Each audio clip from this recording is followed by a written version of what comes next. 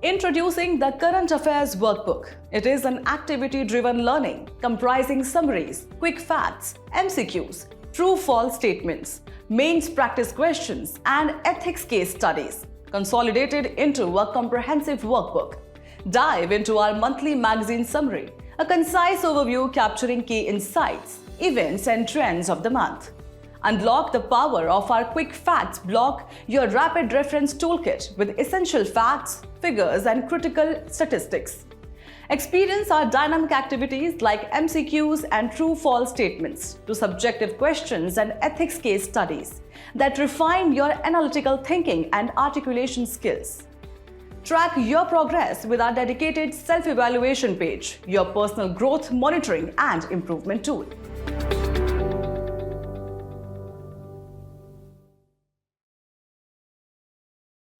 नमस्कार दर्शकों, आप देख रहे हैं न्यूज़ टुडे, जिसमें हर खबर है ज़रूरी और हर विश्लेषण है खास। बात करते हैं मुख्य सुर्खियों की। पिछले 2 वर्षों में रुपये में एक दिन में सबसे अधिक गिरावट दर्ज की गई। हड़प्पाई स्थल राखीगढ़ी में 5000 साल पुरानी जल प्रबंधन तकनीक का पता चला। मध्य प्रदेश 15 भागों को राजस्थान, उड़ीसा और छत्तीसगढ़ में स्थानांतरित करेगा। घरेलू उपभोग व्यय सर्वेक्षण HCES 2023-24 के लिए फैक्ट शीट जारी की गई। पार्कर सोलर प्रोब सूर्य के करीब उड़ान भरने वाला पहला अंतरिक्षयान बना। RBI के अनुसार सरकार ट्रेजरी बिल यानी टी बिल के माध्यम से 3.94 लाख करोड़ रुपए उधार लेगी। चलिए बुलेटिन की शुरुआत करते हैं और रुख करते हैं आज की पहली मुख्य खबर की ओर। पिछले 2 वर्षों में रुपये में एक दिन में सबसे अधिक गिरावट दर्ज की गई। 27 दिसंबर 2024 को अमेरिकी डॉलर के मुकाबले भारतीय रुपये की विनिमय दर में 23 पैसे की गिरावट दर्ज की गई और यह 85 रुपये के ऊपर पहुंच गया। इससे पहले रुपये में एक दिन में 68 पैसे की सबसे बड़ी गिरावट 2 फरवरी 2023 को दर्ज की गई थी। विनिमय दर किसी मुद्रा के दूसरी मुद्रा के सापेक्ष मूल्य को दर्शाती है। इस तरह वास्तव में विनिमय दर एक मुद्रा की कीमत को दूसरी मुद्रा के संदर्भ में व्यक्त करती है। चलिए रुपये के मूल्य ह्रास के लिए जिम्मेदार प्रमुख कारक जानते हैं। पहला कारक है अमेरिकी डॉलर का मजबूत होना। अमेरिकी केंद्रीय बैंक फेडरल रिजर्व ने सख्त मौद्रिक नीति अपनाते हुए ब्याज दरों को बढ़ाया है। इससे निवेशक अधिक ब्याज के लालच में उभरते बाजारों से पूंजी निकाल रहे हैं। इसका एक उदाहरण भारत से विदेशी पोर्टफोलियो निवेश यानी FPI का बाहर जाना है। दूसरा है बढ़ता व्यापार घाटा। कच्चे तेल के अधिक आयात के कारण भारत का व्यापार घाटा बढ़ गया है। अन्य कारों की बात करें तो भारत में मुद्रास्फीति दर उच्च बनी हुई है। आपको बता दें कि जब मुद्रास्फीति की दरें अधिक होती हैं तो मुद्रा का मूल्य आमतौर पर कम हो जाता है आदि। चलिए अब यह जानते हैं कि रुपए के मूल्य ह्रास का क्या प्रभाव पड़ता है। नकारात्मक प्रभाव की बात करें तो इसमें पहला है आयात का महंगा होना। रुपया कमजोर होने पर आयात, विशेषकर कच्चे तेल के आयात के लिए अधिक रुपयों का भुगतान करना पड़ता है। इससे व्यापार घाटा और भी बढ़ जाता है। अन्य प्रभावों में विदेशी ऋण लेना महंगा पड़ जाता है। इसके अलावा मुद्रास्फीति और बढ़ जाती है क्योंकि देश में आयातित वस्तुएं महंगी हो जाती हैं। इसके अलावा सकारात्मक प्रभावों को समझें तो इसमें पहला है निर्यात को बढ़ावा मिलना। डॉलर के मामले में घरेलू कंपनियों के लिए उत्पादन लागत या सेवा लागत कम हो जाती है। इससे विदेशी बाजारों में निर्यात सस्ता हो जाता है और निर्यात को बढ़ावा मिलता है। दूसरा है विदेशों से प्राप्त रेमिटेंस का मूल्य बढ़ जाता है। उदाहरण के लिए अप्रवासी भारतीयों यानी NRIs द्वारा डॉलर में धन भेजा जाता है। इसके बदले उनके परिवार को अधिक रुपए प्राप्त होते हैं। खबर के अंत में रुपए को स्थिर करने के लिए किए जा सकने वाले उपाय भी जान लेते हैं। पहला उपाय है RBI द्वारा डॉलर की प्रत्यक्ष बिक्री। रुपये के मूल्य में गिरावट को रोकने के लिए घरेलू बाजार में अमेरिकी डॉलर की आपूर्ति बढ़ाई जा सकती है। दूसरा है विदेशी मुद्रा स्वैप। RBI विदेशी मुद्रा भंडार में व्यापक कमी किए बिना डॉलर की लिक्विडिटी को बढ़ाने या कम करने के लिए करेंसी स्वैप खरीद बिक्री का उपयोग कर सकता है। और आखिरी है विदेशी निवेश आकर्षित करना। कर छूट जैसे नीतिगत प्रोत्साहनों से देश में प्रत्यक्ष विदेशी निवेश और पोर्टफोलियो निवेश बढ़ाया जा सकता है। बात करते हैं अगली मुख्य खबर की। हड़प्पाई स्थल राखीगढ़ी में 5000 साल पुरानी जल प्रबंधन तकनीक का पता चला। इस क्षेत्र में जारी उत्खनन के दौरान टीलों के बीच जल भंडारण क्षेत्र की खोज हुई है। इस जल भंडारण क्षेत्र की अनुमानित गहराई 3.5 से 4 फीट है, जो उस समय की उन्नत जल प्रबंधन तकनीकों को दर्शाता है। साथ ही चौथांग या दृशावती नदी का सूखा हुआ भाग भी खोजा गया है। चलिए खबर की शुरुआत में सबसे पहले हड़प्पा सभ्यता की जल प्रबंधन प्रणालियों को समझते हैं। पहली है विस्तृत जल निकासी प्रणाली। इसमें प्रमुख शहरों में परिष्कृत ईंटों से बनी भूमिगत नालियां पाई गई हैं। घरों से जुड़ी ये नालियां सार्वजनिक नालियों तक गंदे पानी के निकास के लिए बनाई गई थीं।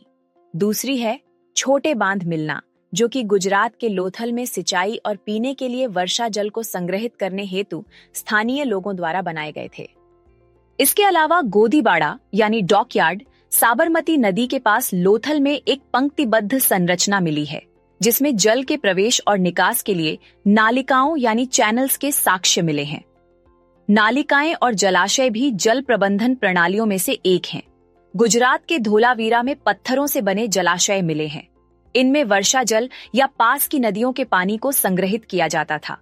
यह जल संरक्षण, संग्रहण और भंडारण की उन्नत हाइड्रोलिक तकनीक का एक उदाहरण है। आखिरी है तालाब और कुएं, जिनके द्वारा मोहनजोदड़ो में तालाबों में एकत्रित वर्षा जल को कुशल जल निकासी प्रणाली के माध्यम से प्रत्येक घर के कुओं तक पहुंचाया जाता था। महास्नानागार ईंट के फर्श से बना एक बड़ा हौज यानी टैंक था, जो संभवतः धार्मिक कार्यों के दौरान सामूहिक स्नान के लिए बनाया गया था। यह प्राचीन जल के विशाल हौज का एक उल्लेखनीय उदाहरण है। चलिए अब राखी घड़ी के बारे में भी बात कर लेते हैं। यह हरियाणा के हिसार जिले में घग्गर हकरा नदी के मैदान में स्थित हड़प्पा सभ्यता के सबसे पुराने और सबसे बड़े शहरों में से एक है। इसकी मुख्य खोजें पुरातात्विक टीले, कंकाल अवशेष, जिनसे हड़प्पा युग के एकमात्र डीएनए साक्ष्य प्राप्त हुए हैं, साथ ही शिल्प कार्य क्षेत्रों, आवासीय संरचनाओं, सड़कों, जल निकासी प्रणालियों, शवाधान स्थलों आदि के साक्ष्य भी प्राप्त हुए हैं। मध्य प्रदेश 15 बाघों को राजस्थान, उड़ीसा और छत्तीसगढ़ में स्थानांतरित करेगा। बाघों को मध्य प्रदेश के बांधवगढ़, पन्ना, कान्हा और पेंच टाइगर रिजर्व से स्थानांतरित किया जाएगा। ये एनिमल एक्सचेंज प्रोग्राम के तहत किया जाएगा। आपको बता दें कि यह अब तक किसी भी राज्य से सर्वाधिक संख्या में बाघों का स्थानांतरण होगा। देश में बाघों की सर्वाधिक संख्या मध्य प्रदेश में है, जो कि 785 है। इसीलिए मध्य प्रदेश इस परियोजना में योगदान दे रहा है। चलिए अंतर्राज्यीय बाघ स्थानांतरण परियोजनाओं यानी ISTTPS के बारे में जानकारी प्राप्त करते हैं। इसका उद्देश्य बाघों को पुनः बसाना है। उन क्षेत्रों में बाघों को फिर से बसाना जो कभी उनके प्राकृतिक पर्यावास थे, लेकिन समय के साथ वहां उनकी आबादी या तो बहुत कम हो गई या वे पूरी तरह से विलुप्त हो गए। साथ ही मौजूदा आबादी को भी बढ़ाना है। लंबे समय तक बाघों के अस्तित्व को बनाए रखने के लिए मौजूदा बाघों की संख्या में वृद्धि करना है। आपको बता दें, पहली बाघ स्थानांतरण परियोजना 2018 में शुरू की गई थी। इसके तहत कान्हा और बांधवगढ़ टाइगर रिजर्व से 2 बाघों को उड़ीसा के कोसिया टाइगर रिजर्व में स्थानांतरित किया गया था। साथ ही राष्ट्रीय बाघ संरक्षण प्राधिकरण NTCA ऐसी परियोजनाओं को सुगम बनाने में महत्वपूर्ण भूमिका निभाता है। आगे बढ़ते हुए बाघों को स्थानांतरित करने के लाभ जानते हैं। पहला लाभ है पारिस्थितिक संतुलन। इससे बाघों की कम आबादी वाले रिजर्व में शिकारी शिकार संतुलन को फिर से स्थापित करने में मदद मिलती है। दूसरा है मानव वन्य जीव संघर्ष को रोकना। इससे बाघों की अत्यधिक आबादी वाले रिजर्व में मानव बाघ संघर्ष को कम किया जा सकता है। और तीसरा है भू परिदृश्यों का पुनरुद्धार करना। इसके तहत उन क्षेत्रों का पुनरुद्धार किया जा सकता है जहां बाघ स्थानीय रूप से विलुप्त हो गए थे। अंत में बाघों को स्थानांतरित करने से जुड़ी चिंताएं भी जान लेते हैं। पहली चिंता का विषय है स्थानीय समुदायों का विरोध। इससे टाइगर रिजर्व के पास रहने वाले ग्रामीण लोगों को अपनी जान का खतरा महसूस हो सकता है। दूसरा है मौजूदा बाघों के साथ संघर्ष, जिसके चलते नए बाघों और मौजूदा बाघों के मध्य अपने इलाकों को लेकर संघर्ष हो सकता है। इससे वे इंसानी आबादी वाले इलाकों की ओर रुख करने लगते हैं। और अन्य चिंताओं में खराब वन प्रबंधन, जैसे बाघ के लिए शिकार की कम उपलब्धता आदि शामिल है। चलिए बढ़ते हैं आज की अगली मुख्य खबर की ओर। घरेलू उपभोग व्यय सर्वेक्षण यानी HCES 2023-24 के लिए फैक्ट शीट जारी की गई। इसे सांख्यिकी और कार्यक्रम कार्यान्वयन मंत्रालय यानी मॉस्पाई द्वारा जारी किया गया है। इसमें अगस्त 2023 से जुलाई 2024 तक पूरे भारत में किए गए दूसरे सर्वेक्षण के निष्कर्ष शामिल हैं। आपको बता दें कि पहले सर्वेक्षण 2022-23 के निष्कर्ष फरवरी में जारी किए गए थे। चलिए सबसे पहले इस सर्वेक्षण के मुख्य बिंदुओं पर एक नजर डालते हैं। पहला है औसत मासिक प्रति व्यक्ति व्यय यानी MPCE, इसमें 2023-24 के निष्कर्षों को देखें तो ग्रामीण क्षेत्रों के लिए 4,122 रुपए और शहरी क्षेत्रों के लिए 6,996 रुपए रहने का अनुमान लगाया गया है। दूसरा है MPCE में शहरी ग्रामीण अंतर का कम होना। यह अंतर 2022-23 के लिए 71% से घटकर 2023-24 के लिए 70% हो गया है। यह ग्रामीण क्षेत्रों में उपभोग संबंधी निरंतर वृद्धि को दर्शाता है। तीसरा है वर्गों के बीच असमानता। MPCE के अनुसार रैंकिंग किए जाने पर भारत की ग्रामीण आबादी के सबसे निचले 5% वर्ग का औसत MPCE 1,677 रुपए है, जबकि शीर्ष 5% वर्ग के लिए यह 10,137 रुपए है। इसके अलावा राज्यों के बीच असमानता को देखें तो MPCE सिक्किम में सबसे अधिक और छत्तीसगढ़ में सबसे कम है। बात करें उपभोग की प्रवृत्ति की तो ग्रामीण क्षेत्रों में 53% और शहरी क्षेत्रों में 60% गैर खाद्य वस्तुओं पर अधिक खर्च देखा गया है। इनमें परिवहन, वस्त्र आदि पर अधिक खर्च किया जा रहा है। शहरी क्षेत्रों में गैर खाद्य व्यय के तहत किराए का हिस्सा 7% है और खाद्य पदार्थों में पेय एवं प्रसंस्कृत खाद्य पदार्थों पर अधिक खर्च किया जाता है। और आखिरी है उपभोग संबंधी असमानता में कमी। पिछले वर्ष की तुलना में ग्रामीण और शहरी दोनों क्षेत्रों में गिनी गुणांक में गिरावट देखी गई है। गिनी गुणांक 0 यानी पूर्ण समानता से 1 यानी पूर्ण असमानता तक के पैमाने पर परिवारों के बीच आय असमानता की सीमा को मापता है। चलिए अब घरेलू उपभोग व्यय सर्वेक्षण के बारे में भी जानकारी प्राप्त कर लेते हैं। इसका उद्देश्य वस्तुओं और सेवाओं के मामले में घरेलू खपत एवं व्यय के बारे में जानकारी एकत्र करना है। इसके तहत गरीबी, असमानता और अपवर्जन को मापने के लिए MPCE को प्राथमिक संकेतक के रूप में उपयोग किया जाता है। साथ ही इसे मॉस्पाई के तहत राष्ट्रीय प्रतिदर्श सर्वेक्षण कार्यालय यानी नेशनल सैंपल सर्वे ऑफिस द्वारा आयोजित किया जाता है। पार्कर सोलर प्रोब सूर्य के करीब उड़ान भरने वाला पहला अंतरिक्ष यान बना। नासा के पार्कर सोलर प्रोब ने उपसौर यानी पेरिहीलियन बिंदु पर सोलर फ्लाई का प्रदर्शन किया। उपसौर किसी ग्रह या अन्य खगोलीय पिंड की कक्षा में उस बिंदु को संदर्भित करता है जिस पर वह सूर्य के सबसे निकट होता है। आपको बता दें, उपसौर का विपरीत अपसौर यानी एफिलियन होता है, जिसमें कोई ऑब्जेक्ट या पिंड सूर्य से सबसे दूर होता है। इस मिशन के दौरान पार्कर सोलर प्रोब की गति लगभग 7 लाख किलोमीटर प्रति घंटा थी।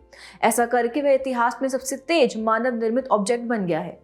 ये अंतरिक्षयान शुक्र ग्रह के नजदीक से 7 बार गुजरने यानी फ्लाईबाइज के दौरान गुरुत्वाकर्षण बल की मदद से गति और दिशा को नियंत्रित कर सूर्य के इतने करीब पहुंचा है। चलिए पार्कर सोलर प्रोब 2018 के बारे में बात करते हैं। इसका उद्देश्य सूर्य के बाहरी वायुमंडल, जिसे कोरोना कहा जाता है, का अध्ययन करने के लिए लॉन्च किया गया है। इसका उद्देश्य सौर पवनों के बारे में हमारी समझ को बेहतर बनाना है। सौर पवनें सूर्य के कोरोना से प्रोटॉन्स और इलेक्ट्रॉन्स का एक सतत प्रवाह है। इसके प्रमुख वैज्ञानिक उपकरण fields experiment, integrated science investigation of the sun आदि हैं।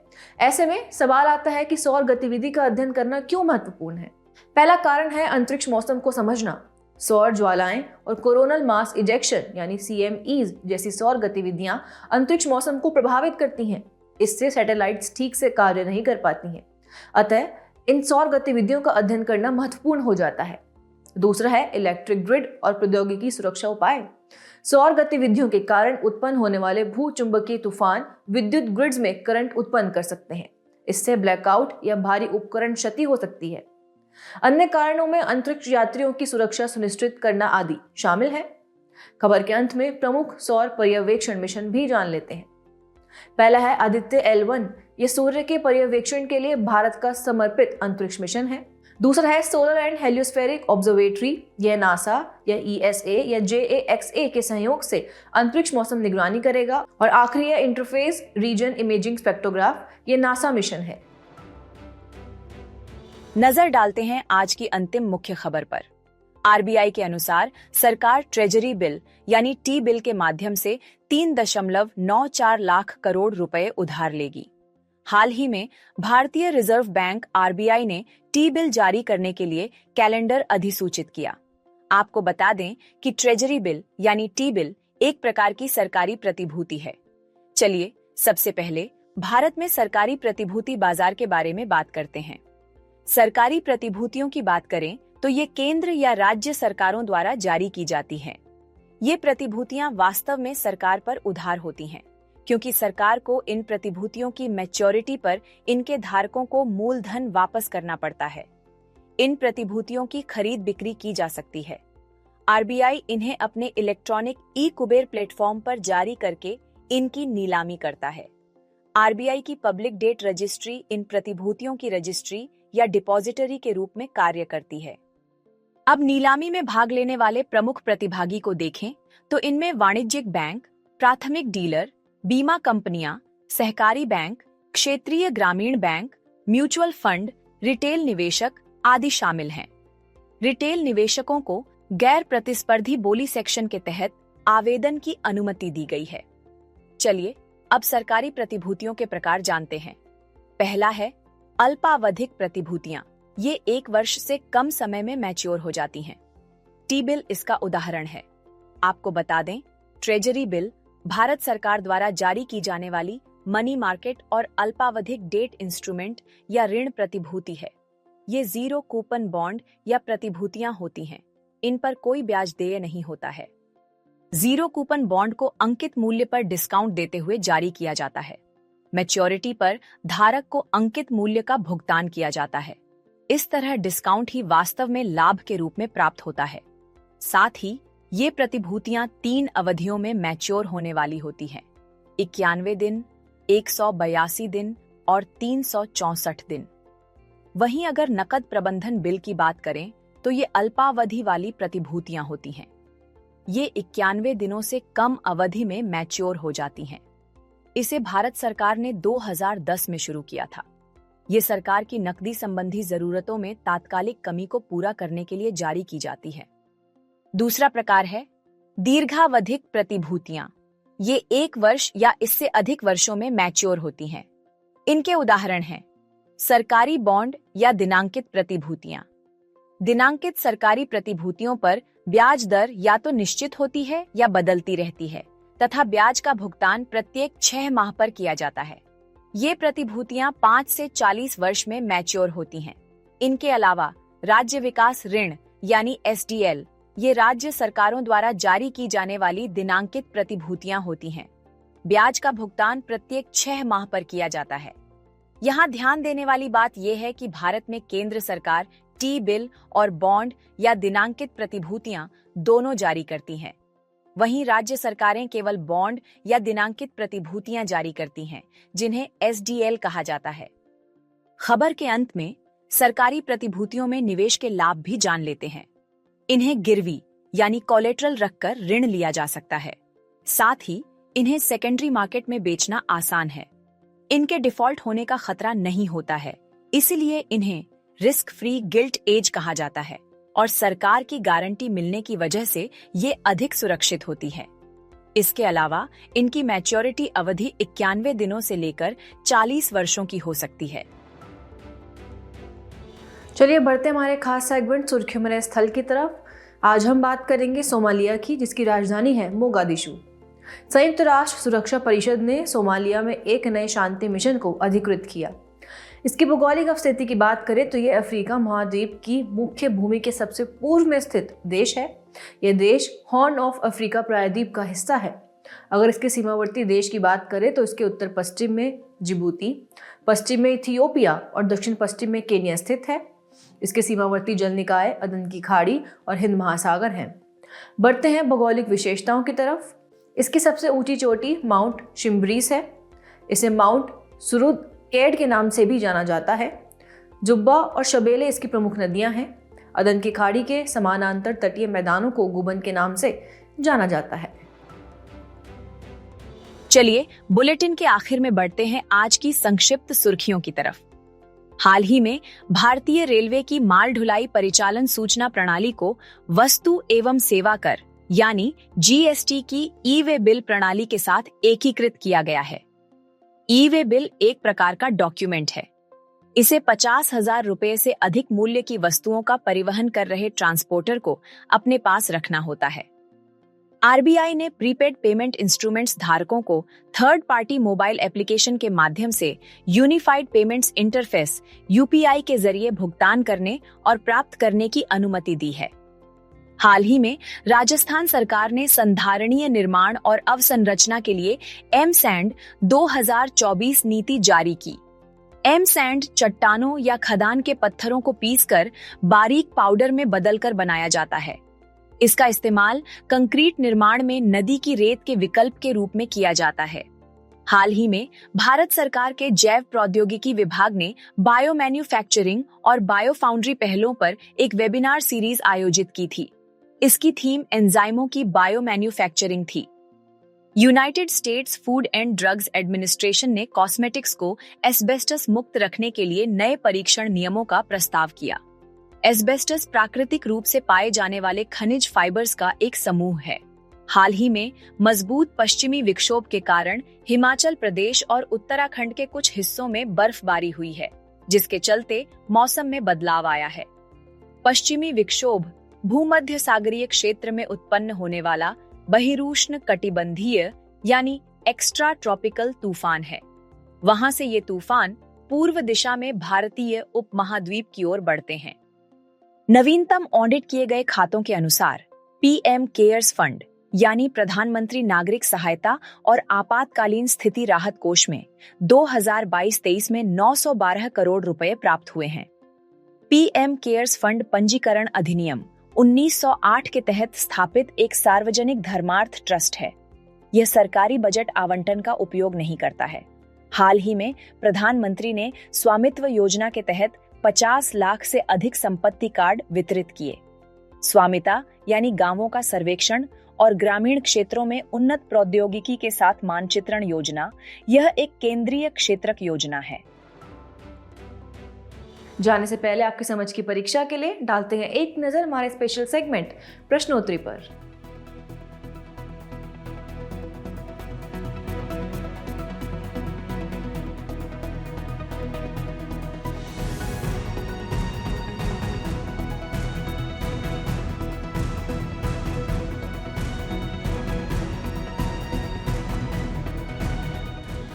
हमसे जुड़ने के लिए आपका धन्यवाद। उम्मीद है न्यूज़ टुडे का यह बुलेटिन आपको पसंद आया होगा। न्यूज़ टुडे की पीडीएफ को डाउनलोड करने के लिए और आज की क्विज के उत्तर के लिए डिस्क्रिप्शन में दिए गए लिंक्स पर क्लिक कीजिए।